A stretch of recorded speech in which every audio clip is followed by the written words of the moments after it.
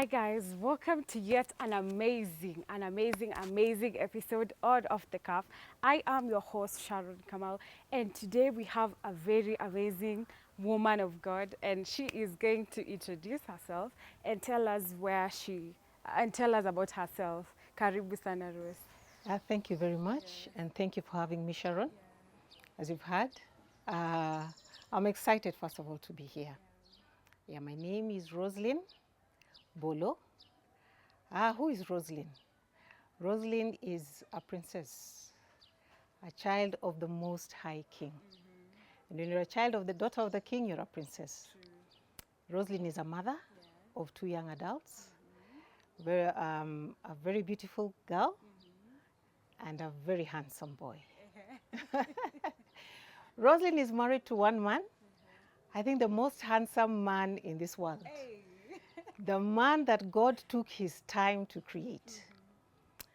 Roslyn is an entrepreneur, and I love the Lord. Yes. Amazing. When I grow up, I will introduce my husband like that. It's so good to have you here. Thank you. Thank you so much for coming. Thank you. Yes, it's an honor to have you here. Asante. And guys, we are shooting at the Old House Resort located along Waiyaki Way. This is an amazing hotel for all your needs: food, nyama choma, drinks, anything you may need from this place. They got you covered.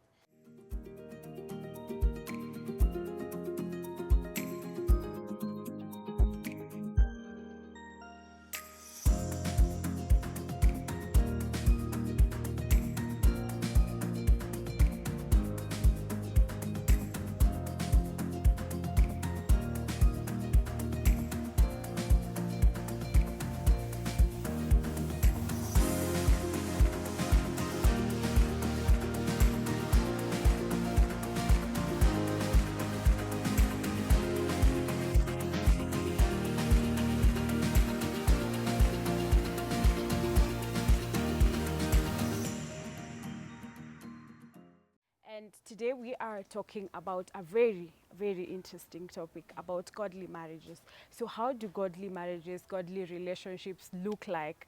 And yeah, we have a very amazing woman. Hey, karibu niseme young woman. Young woman. A woman who is going to tell us, a woman of God, who is going to tell us more about marriages and relationship. So Roslyn, how does, first of all, for how long have you been married? Wow. I have been married for 27 years. Oh, amazing. Yes. And you look like a young, It's the grace a of God. young woman. And you remember the word of God tells us that He renews us every day. Yeah, true. Yes. So when you're in the Lord, you don't grow old. And when you have the grace of God, and when you have a loving husband, when you have a priest in the home, I can assure you that thing called age Yes. is just at the gate. It gets easy with Yes. time. Yes. Okay. So how does a godly relationship look like? A godly relationship is a relationship whereby one, God is at the center. You cannot have a godly relationship where God is not at the center. Yes. You can't have a godly relationship where God is not the one who is in the driver's seat. So the most important thing in a marriage, because remember, marriage is God's idea. Yeah. Family is God's idea. Yeah. So you must have God at the center, in front, behind, everywhere. Yeah. God must be there. That's the first and most important thing.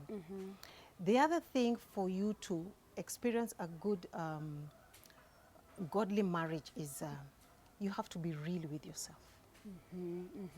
You have to be real with your partner. Yes. There's a lot of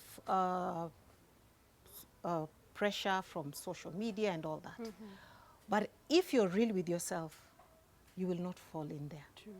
If you're real with yourself and you have God, then I can assure you, you're on the right track. Yes. So how do you ensure God stays in the center of your marriage? As I've said before, seek ye first the kingdom of God, and all these things will be added unto you. So the first thing is that God always has to be there. You have to take time as an individual and as a couple to have time with God. You have to create time, covenant time, some people call it quiet time. You have to have it with God. And the other thing is, just like David, you must ensure that you inquire of the Lord in everything you do as an individual and as a couple. And then you remember that in 2 Corinthians 13, it talks about love. In the last verse says, and now these three remain, faith, hope, and love. And the greatest of them is love.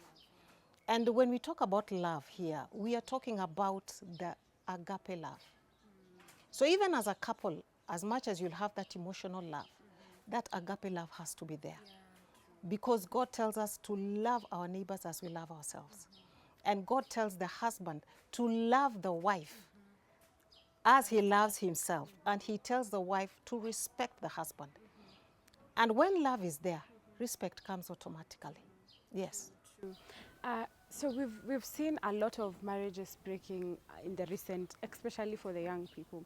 What do you think makes it to break haraka? Is it the foundation? Is it the foundation was wrong? Or what exactly is the problem? First and foremost, we must know that life is spiritual. And a lot of marriages are being fought. And the enemy is out there attacking all marriages. So when you open a door and the enemy comes in, then pride comes in. Then jealousy comes in. Then the most important thing that we overlook is that submission comes in.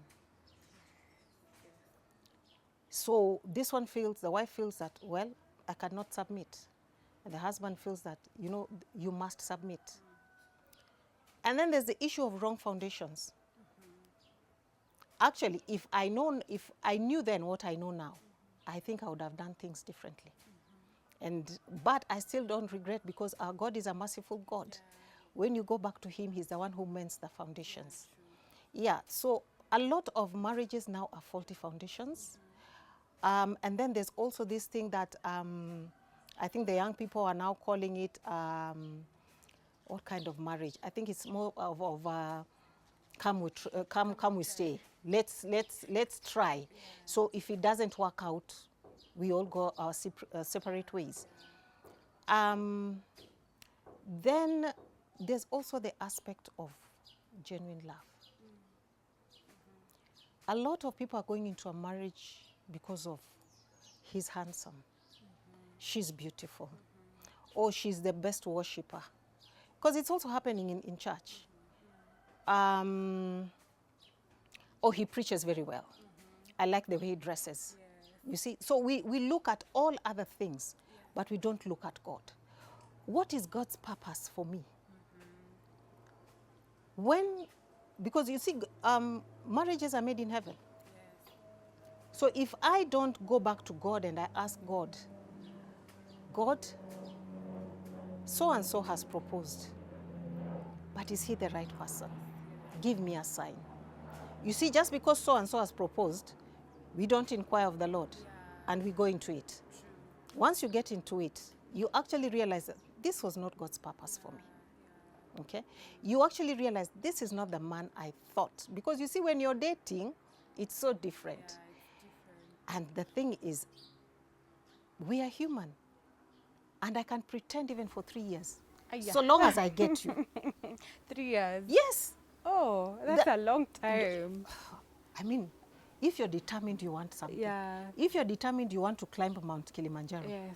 you will climb it. You will, definitely, Yes. yeah. No matter how long it takes. No matter how long it takes, no matter how your strength is drained, you will go through it.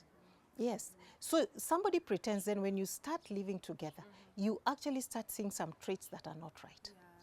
You actually start asking yourself, is this the person that I knew? So after about 6 months, now you start seeing cracks in the marriage. And many of our young people, not even the young people, even the old people now, you hear somebody saying, I'm a career woman. I mean, I don't have to stay.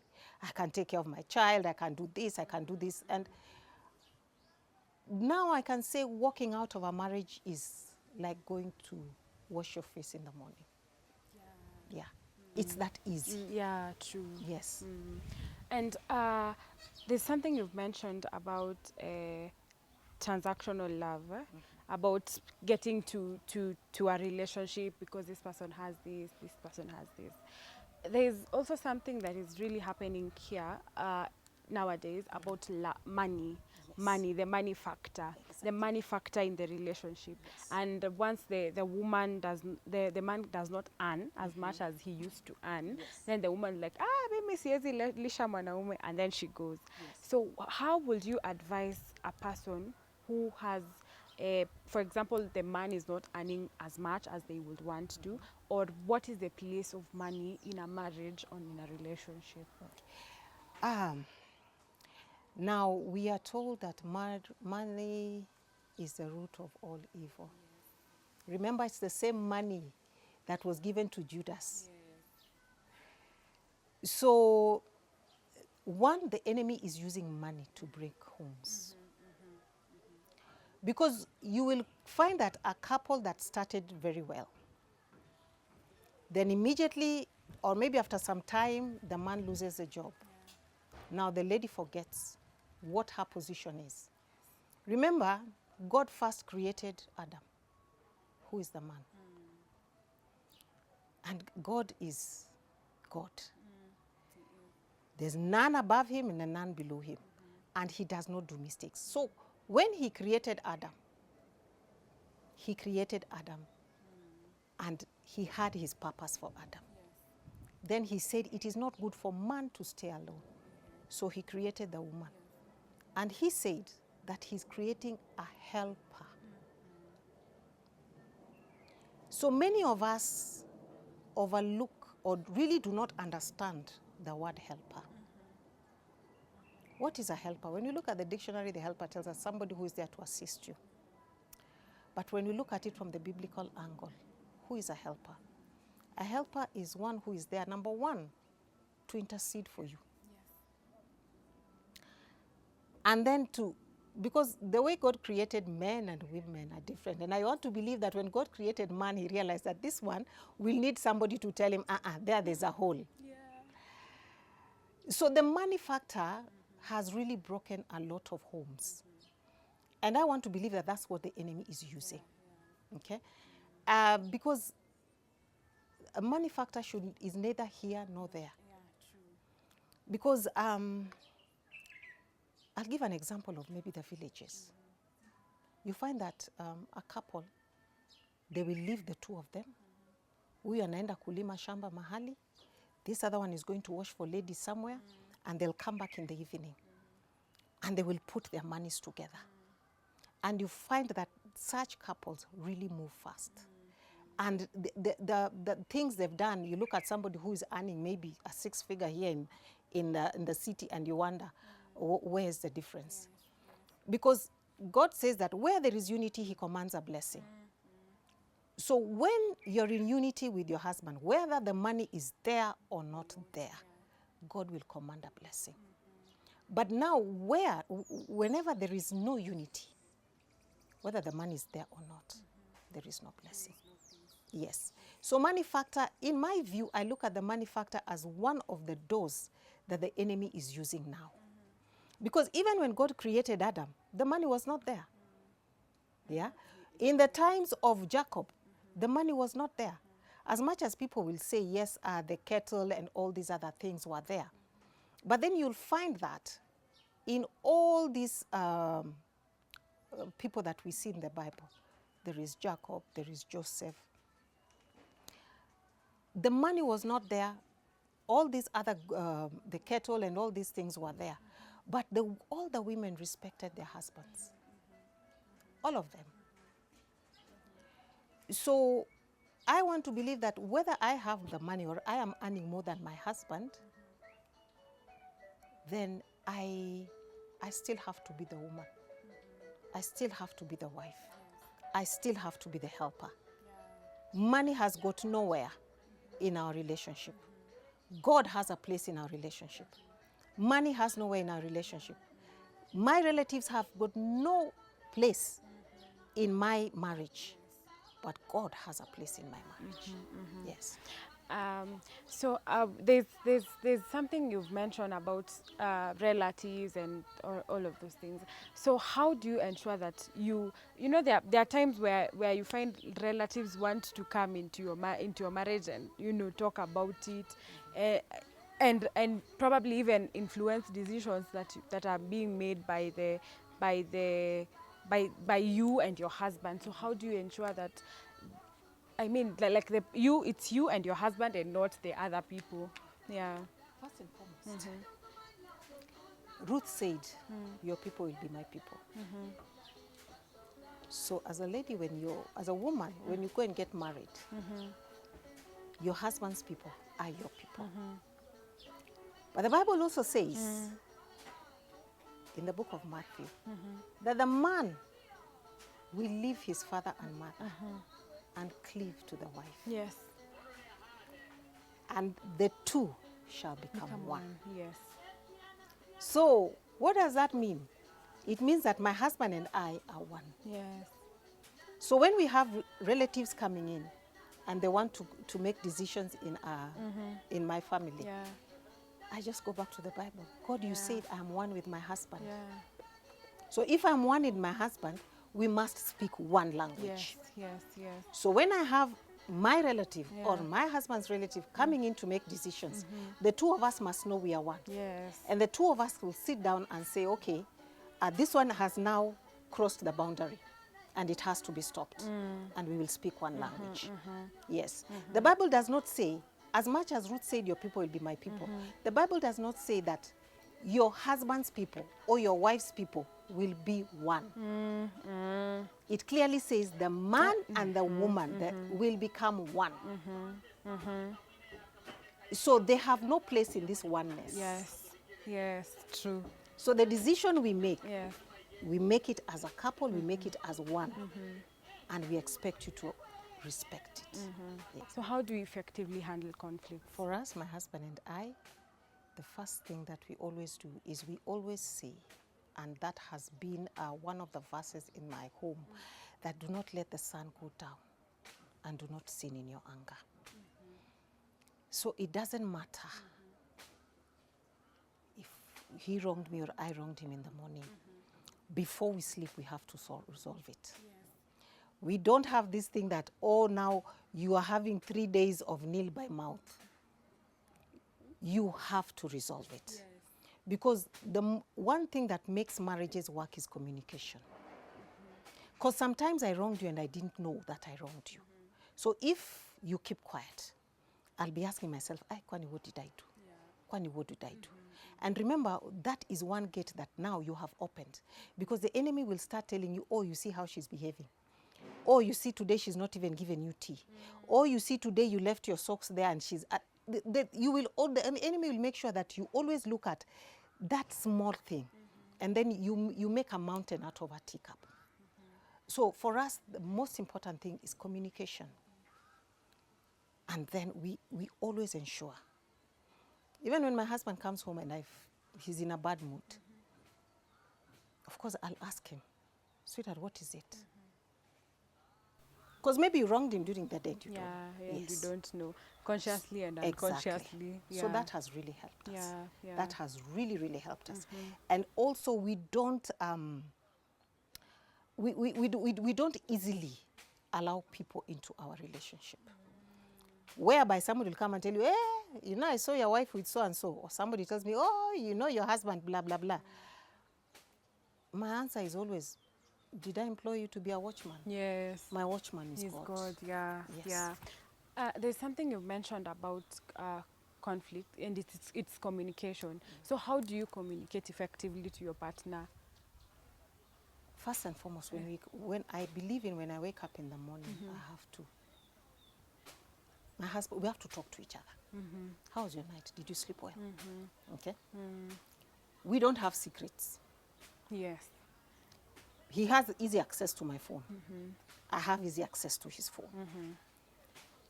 Even the tiniest thing that you find that this is very stupid, we will discuss. Yes. And then I give him his position as the priest of the home. There are some decisions I will not make. Yes. I cannot make those decisions because he's the priest of the home. Yeah. And there are some decisions that he does not make. For example, you see, when Sarah had the maid Hagar, Abraham was not communicating to Hagar, but it is Sarah who was communicating to Hagar. Yes. Yes. Until Sarah, now the enemy came and tried to divert God's purpose. Yes. So when it comes even to the helps, and it is I who will deal with them. So we have those clear boundaries, that this one is yours and this one is mine. Yeah. Finances, same thing. This is what we have. What are we doing? Yeah. Yeah. So that has really helped us. So we communicate, I'd say, basically on everything. Even our children, right now they're young adults, but my daughter Ruth will come and tell me something. But if it is something I feel that my husband needs to know, I will communicate to him. But if it is something of a girl talk, then that one I will not communicate to him. It will be between us. But maybe one day when we are sitting and just in passing, I just mention it to him, but not into detail. Yeah. So that one day when it happens, he will say, oh, yeah, actually, I knew about it. Yeah. What would you advise young adults who wants to get into marriage? Young adults want to get into marriage. I'll go back to the same verse, Matthew 6:33. Seek ye first the kingdom of God, and all these things will be added unto you. When you have God, I can assure you, you will never go wrong. You will never go wrong in your marriage. You'll never go wrong with your kids. You will never go wrong. And then communicate. Communicate. And know your position. I am the man, I'm the priest. I need to do my priestly duties. I am the woman, I am the helper. I need to do my helper duties. When you have those set boundaries, you communicate, you have God in your life, and then you have the agape love. You have the emotional love, yes, but you have the true love of God. The true love that overlooks the mistakes of your partner. Then you're good to go. Yes. Amazing. So probably you can give us your parting shot as we wrap up the show. And yeah. Parting shot, marriage is good. Marriage is beautiful. That one I mean, if somebody would tell me to choose again, I'd still choose my husband. But it's only beautiful when you have God. It's only beautiful when you're real with yourself. In this world, you're not competing with anybody. You're not in any competition with your friends, and you don't have to prove a point to anybody. So seek God, be real, and you'll just see everything flowing. God will always ordain your steps. Hey, thank you. I mean, you're even making me want to see this husband. Maybe next time if you have a show, we can come with him. We need to do one with you and him. Yes. Yeah, it's been good. It's been so eye-opening. I mean, like, I love the way you articulated your points. Yani, you were so detailed. And I love the fact that, you know, marriage works. And yes, you it are does. an example of a marriage that has worked for over 25 years and yes, plus. Yes. And still going. And still going. And Yes. for us as young people, we also want to get there and, yes. you know, have those good marriages. It's and not yeah, hard. lazima ziwak. Yes. Thank you so much, guys, for watching our episode. I have been your host, Sharon Kamau. Don't forget to share, like, subscribe, and leave a comment. Thank you very much.